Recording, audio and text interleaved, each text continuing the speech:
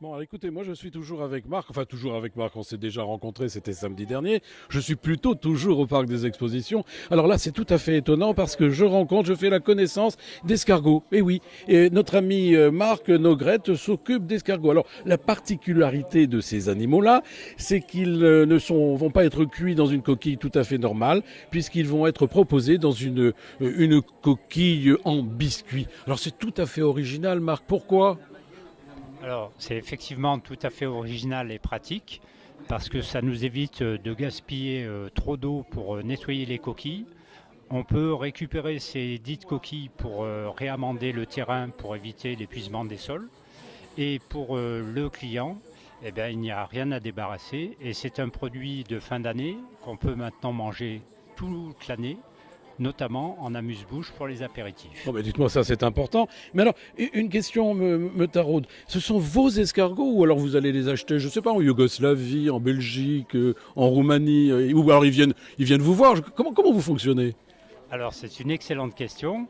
Alors d'abord on vous rappelle qu'on s'appelle les escargots de Roussillon en Provence. Donc c'est C'est un nom vous? tracé, c'est nous.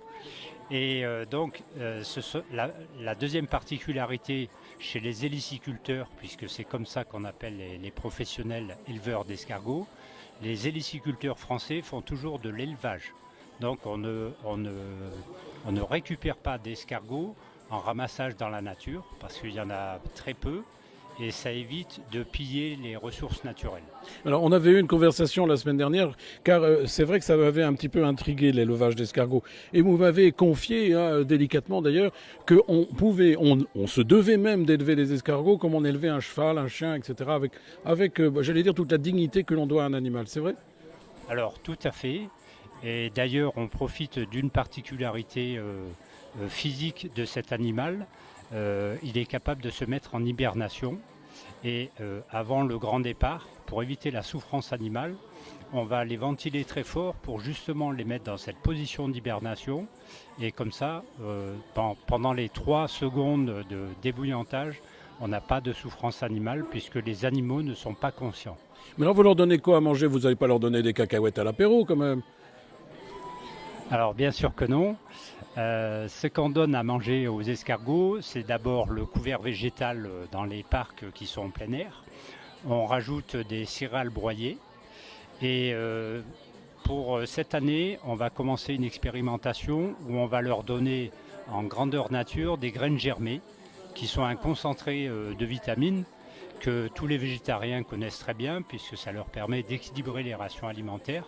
Donc là, on va vraiment leur redonner de la jeune pousse qu'ils adorent. Alors, une question, mais ça mange beaucoup un escargot? Alors, Par rapport à son poids, quoi, je veux dire.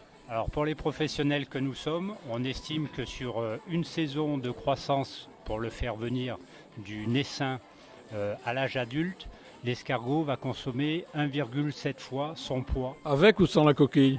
sans la coquille. Non, D'accord. en poids vif. En poids vif. Non, point vie. Mais écoutez, on apprend plein de trucs. Tiens, j'en profite également pour vous signaler ou vous informer que vous avez la possibilité le samedi 28 et dimanche 29 avril de cette année 2018, donc c'est dans peu de temps, d'aller de ferme en ferme dans la région de Vaucluse, bien entendu. Un petit fascicule, d'ailleurs, vous sera proposé si vous avez la curiosité de venir jusqu'ici, en tous les cas au parc des expositions d'Avignon, bien entendu. Merci Marc Nograd, je vous remercie parce que vous êtes fort sympathique et c'est un métier que je ne connaissais pas, mais nous allons venir vous voir dans votre établissement. Merci en tous les cas, c'était Pierre-Patrick pour Franly Radio. Vous savez, la petite radio qui monte, qui monte, qui monte. Allez, qui n'en finit pas de monter. À très bientôt. Au revoir. Au revoir à tous.